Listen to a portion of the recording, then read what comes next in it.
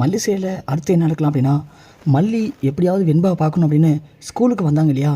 ஆனால் ஸ்கூலில் மல்லி போயிட்டு வெண்பாவை பார்த்து, வெண்பா சாப்பிட்ருக்க மாட்டா அப்படின்னு சாப்பாடு ஊட்டும்போது, கரெக்டாக நிஷா அங்கே வந்து, ஏ மல்லி, நினச்சேன்டி நீ இப்படி ஏதாவது ஒரு கேவலமான வேலையை பார்ப்பேன்னு நான் அப்போவே நினச்சேன். எங்கள் அப்பாவும் சொன்னார், ஆனால் நான் தான் கொஞ்சம் யோசிக்கலை. ஆனால் நீ எங்கள் அப்பா சொன்ன மாதிரியே இவ்வளோ கேவலமாக இருந்தப்பன்னு சத்தியமாக எதிர்பார்க்கல. இங்கே பார், அதான் கோர்ட்லேயே சொல்லிட்டாங்கல்ல, உன் புருஷன் தான் எங்கள் அக்காவை கொன்னான்னு சொல்லி. அதனால தானே உங்கள்கிட்டலாம் இந்த பொண்ணு சேரக்கூடாது, சேர்ந்தா உங்களை மாதிரி கெட்ட எண்ணத்தோடு அந்த பொண்ணு வளர்ந்துரும் தானே எங்ககிட்ட அமிச்சாங்க. அப்படி இருந்தும் ஏண்டி திரும்ப திரும்ப எங்கள்கிட்ட வந்து பிரச்சனை பண்ணுறீங்க? இங்கே பாரு, திரும்ப சொல்கிறேன், ஒழுங்கு மரியாதையாக வெண்பா விட்டு ஒதுங்கிடுங்க. திரும்ப திரும்ப இதே மாதிரி எங்கெல்லாம் கேப் கிடைக்குதோ அங்கெல்லாம் வந்து வெண்பா கிட்ட அப்படியே பாசத்தை புரியுற மாதிரி பேசி வெண்பாவை ஏமாற்றணும் அப்படின்னு நினச்சி வச்சிங்க. சத்தியமாக சொல்கிறேன், பார்த்து சும்மா இருக்க மாட்டேன். நானே வர வெளிக்க உடனே கழுத்தை அடித்து கொண்டுடுவேன் அப்படின்னு இங்கே நிஷா மிரட்டுறாங்க மல்லியை. மல்லி கொஞ்சம் பொறுமையாக அமைதியாக இருக்காங்க. மல்லி எதுவுமே பேசல. நிஷா, இங்கே பாரு, நான் சத்தியமாக சொல்கிறேன், வெண்பாவை கடத்திட்டு போகணும் இல்லை அவள் மனசை மாற்றணும்னு நினைக்கல. ஆனால் வெண்பா உங்ககிட்ட இருந்தால் அவள் நல்லா இருக்க மாட்டா. வெண்பாவை பொறுத்த வரைக்கும் என்கிட்டையும் விஜய்கிட்டையும் இருக்கணும் தான் ஆசைப்பட்றா. அதனால் தயவு செஞ்சு வெண்பாவை என்கிட்டே கொடுத்துருங்க. என்னடி என்ன பேசுகிற? இனிமேல் வெண்பா வெண்பாங்கிற? வெண்பாவுக்கு ஃபஸ்ட்டு நீ யார் போல? என்ன அம்மாவா? இங்கே பார், நீ இந்த வீட்டுக்கு வெண்பா பார்த்துக்க வேலைக்கு வந்த ஒரு வேலைக்காரி தான். இன்னமும் வெண்பாவை 10 மாதம் சுமந்து பெற்ற மாதிரி அவ்வளோ சீன் போடுற. எனக்கு வெண்பா சொந்த அக்கா பொண்ணு. அப்படி இருக்கும்போது வெண்பாவை நாங்கள் எப்படி பார்த்துக்கணுன்னு எங்களுக்கு தெரியும். வெண்பா வா போகலாம்.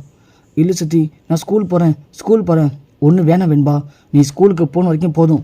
இன்றைக்கி ஒன்று வேணாம், நாளைக்கு போய்க்கலாம் வா அப்படின்னு நிஷா வெண்பா அழைச்சிட்டு போயிடறாங்க. மல்லி, வெண்பா சாரி வெண்பா, என்னை மன்னிச்சிரு வெண்பா, நான் தான் எல்லாத்துக்கும் காரணம், நான் நினச்சி தான் உன்னை காப்பாற்றிருக்கலாம், என்னை மன்னிச்சிரு வெண்பா அப்படின்னு மல்லி அழுதுகிட்டே பின்னாடியே ஓடுறாங்க. அதுக்குள்ளே வெண்பாவை நிஷா அழைச்சிட்டு காரில் வேகனமாக வீட்டுக்கும் போயிடுறாங்க.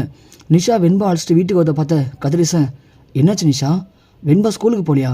என்னாச்சுமா வெண்பா, ஏன் ஸ்கூலுக்கு போகல?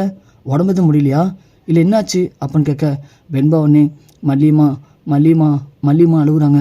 நிஷா உடனே, நிஷா என்ன ஆச்சு, ஏன் அழுதுட்டுருக்கா, என்ன பிரச்சனை? இல்லைப்பா, நான் இவளை கொண்டு போய் ஸ்கூலில் விட்டுட்டு கார் எடுத்துகிட்டு வீட்டுக்கு வரலான்னு கிளம்பிட்டேன். இவர் டெஸ்ட் நோட்டை மறந்துட்டு போயிட்டான்னு கொடுக்கலாம் அப்படின்னு போய் பார்க்குறேன்.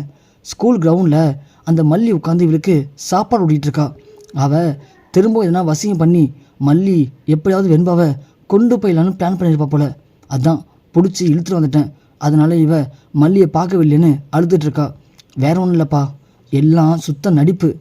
இங்கே நிஷா சொன்னதும் கதிரி சொன்னே, இங்கே பாருமா, அதுக்காக ஏன் இப்படி கோவப்படுற? இதுக்காக கோவப்பட்டால் சரியாயிடுமா? இங்கே பாரு நிஷா, நீ கொஞ்சம் பொறுமையாரு. அது குழந்தை, அதுக்கிட்ட சும்மா எதுக்கெடுத்தாலும் எரிஞ்செஞ்சு விழுறது, திட்டுறது, மூஞ்ச காட்டுறதுன்னு பண்ணோம்னா அதுக்கு நம்ம மேலே வெறுப்பு தான் வரும். அந்த மல்லி எப்படி அவள்கிட்ட பார்த்து சிரிச்சு பேசி மயக்கி வச்சிருக்கா, அந்த மாதிரி இருக்கணும் நிஷா. எல்லா இடத்துலையும் கோவத்தை காட்டினா வேலைக்கு ஆகுதுமா. அட போங்கப்பா, நானும் அவள்கிட்ட என்னமோ பண்ணி பார்க்குறேன். ஆனால் அவள் எதுக்கு எடுத்தாலும் மல்லின்னு சொல்லும்போது கடுப்பாகலையா எனக்கு? இங்கே பண்ண நிஷா, எல்லாத்தையும் கடுப்பாகனா என்னம்மா பண்ண முடியும்? ஒன்றும் பண்ண முடியாது. குழந்தைங்களாக பழகணும். அப்படி பழகினா மட்டும்தான் குழந்தைங்க நம்ம மேலே பாசம் வைக்குமா. அதனால் வெண்பா வந்து இப்படி இருக்கானா காரணம், நம்மள்ட்ட வெண்பா பழகவே இல்லை. அவள் அப்பையிலேருந்து அங்கே தான் பழகியிருக்கா. அதனால தான் அவள் திரும்ப திரும்ப அங்கேயே போகணும்னு நினைக்கிறா. இதில் ஒன்றும் பெரிய விஷயம் இல்லைம்மா. கொஞ்ச நாளைக்கு நாம் அவள்கிட்ட பாசத்தை காட்டி நம்ம அவளோட அட்டாச்சாக இருந்தாலே அவள் ஆட்டோமேட்டிக்காக அதுக்கப்புறம் அங்கே போக மாட்டான் நிஷா. அதனால் நீ குழந்தை மேலே தேவையில்லாத கோவத்தை காட்டாத அப்படின்னு கதிரேசன் சொல்கிறாரு. வெண்பா, இந்தாம்மா ஃபோன் இருந்தா, போயிட்டு உனக்கு பிடிச்ச மாதிரி கேம் விளையாடு, ஃபோன் பாரு. இது உன் வீடு மாதிரிம்மா. இந்த வீட்டில் உனக்கு எல்லாமே உரிமை இருக்குது. டிவி இருக்குது, கேம்ஸ் இருக்குது. இன்னும் உனக்கு சாப்பிட்றதுக்கு என்ன வேணுமோ சொல்லு. ஏன் உனக்கு தான் ஆர்டர் பண்ண தெரியுமே, உங்கள் அப்பா சொல்லியிருக்கான். நீயே ஃபோனில் ஆர்டர் பண்ணு, உனக்கு பிடிச்சத சாப்பிடு, பிடிச்சத விளையாடு, ஜாலியாக இருமா. அதுக்கு தானே தாத்தாவை நான் இங்கே அழைச்சி வந்திருக்கேன், போ அப்படின்னு சொல்லி வெண்பாவை அனுப்பிவிட்றாங்க.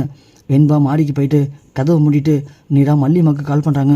மல்லிமா, நான் தான் வெண்பா பேசுகிறேன். வெண்பா, எப்படி வெண்பா பேசுகிற? உனக்கு ஏது ஃபோனு? யார் ஃபோன் இது? இல்லை மல்லிமா, இது கதிரேசன் தாத்தாது. அவர் தான் ஃபோன் கொடுத்து நீ அழாமல் போயிட்டு வீடியோ பாரு, கேம் விளையாடுன்னு கொடுத்தாங்க.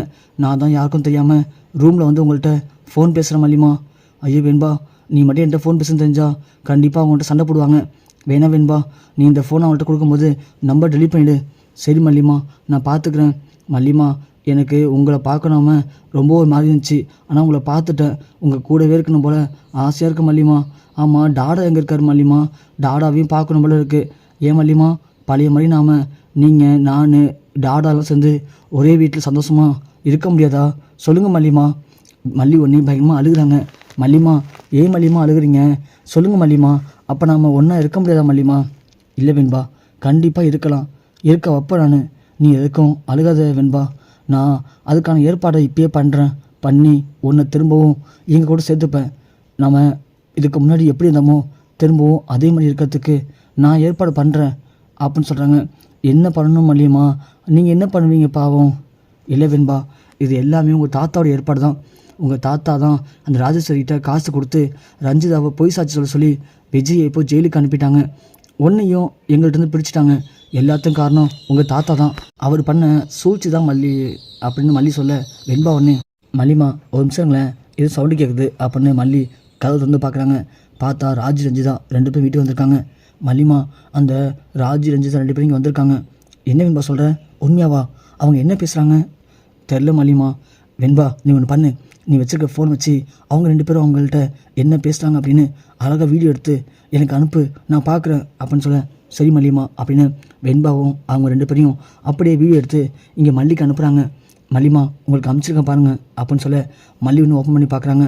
அதில் நம்ம ராஜேஸ்வரி ரஞ்சிதா 2 பேரும் வந்து, என்ன அங்கிள், நீங்கள் சொன்ன மாதிரியே நாங்கள் சாட்சி சொல்லிட்டோம். நீங்கள் அமிச்ச டெண்டர் எங்களுக்கு வந்துருச்சு. அப்புறம் என்ன, வேறு என்ன வேணும் அப்படின்னு இங்கே கதிரேசன் கேட்க, ராஜு ஒன்று, என்ன சார், நீங்கள் தான் ஃபாரினில் போய் செட்டில் ஆக போகிறீங்க. உங்கள் பிஸ்னஸ்லாம் இங்கே தான் இருக்க போகுது. எல்லாத்தையுமே என் பேரில் எழுதி வச்சுட்டு போங்க. நான் பார்த்துட்ருக்கேன். திரும்ப வந்ததுக்கப்புறம் உங்கள்கிட்ட கொடுத்துட்றேன் அப்படின்னு சொல்ல கதிரேசன் யோசிக்கிறாரு. நம்ம நிஷா ஒன்று, என்னப்பா யோசிக்கிறீங்க? எழுதி கொடுங்க, பரவாயில்ல. ஏன்னா நம்ம சொன்ன ஒரு வார்த்தை கட்டுப்பட்டு ராஜேஸ்வரி ரஞ்சிதா 2 பேர் சேர்ந்து நமக்கு எதிராக பொய் சாட்சி மட்டும் சொல்லாமல் இருந்தாங்கன்னா இன்றைக்கி விஜய் ஜெயிலுக்கு போயிருக்க மாட்டார். நம்ம வெண்பா நமக்கு கிடச்சிருக்க மாட்டான்.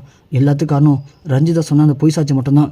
ரஞ்சிதா அது பொய் சாட்சி சொன்னதுனால இன்றைக்கி எவ்வளோ பெரிய விஷயம் நடந்திருக்கு. நாம் இத்தனை வருஷமாக ஆசைப்படுறது இன்றைக்கி நமக்கு நடந்திருக்குன்னா காரணம் அதுக்கு ரஞ்சிதா தானே. அதுக்கு மூலதனமே ராஜேஸ்வரி தான். அவங்க நமக்கு பெரிய உதவி பண்ணியிருக்காங்கப்பா. அதனால் நாம் அதை செய்கிறதுல ஒன்றும் தப்பு இல்லை. நாம் தான் ஃபாரின் போக போகிறோம்ல, அதுக்கப்புறம் நம்மள்ட்ட யாராலையும் ஒன்றும் பண்ண முடியாதுப்பா அப்படின்னு சொல்ல, சரிம்மா, சரி ராஜேஸ்வரி, நீ போயிட்டு நாளைக்கு வா. அதுக்கான எல்லா ஏற்பாடும் நான் பண்ணுறேன். எல்லா பிஸ்னஸையும் உன் பேரில் மாற்றி விட்றேன். நீயே இங்கேருந்து பார்த்துக்கோ அப்படின்னு சொல்ல, ரொம்ப தேங்க்யூ சார் அப்படின்னு சொல்கிறாங்க. ரஞ்சிதா, ரொம்ப நன்றி அங்கிள். என்னம்மா நன்றிலாம் சொல்கிற? நீ எனக்கு பண்ணியிருக்க உதவி எவ்வளோ பெரிய உதவி தெரியுமா? நீ மட்டும் ஒரு பொய் சாட்சி சொல்லாமல் தானா எனக்கு இதெல்லாம் கிடச்சிருக்காது. எல்லாத்துக்கும் காரணம் நீ சொன்ன பொய் சாட்சி தான் அப்படின்னு சொல்ல, இங்கே மல்லி பார்த்துட்டு வாய்க்கு பல முறை பொய் சாட்சின்னு கதிரேசன் சொல்லியிருக்காரு. இந்த ஒன்று போதும், நாம் போயிட்டு இப்பயே வக்கீல்கிட்ட கொடுத்து இந்த வழக்கை திரும்ப ரீஓப்பன் பண்ணி இது எல்லாமே பொய் சாட்சின்னு சொல்கிறது அப்படியே இந்த வீடியோ மூலயமா நிரூபித்து விஜயை வெளியே கொண்டு வந்துடலாம் அப்படின்னு மல்லி ரொம்ப ஆசையாக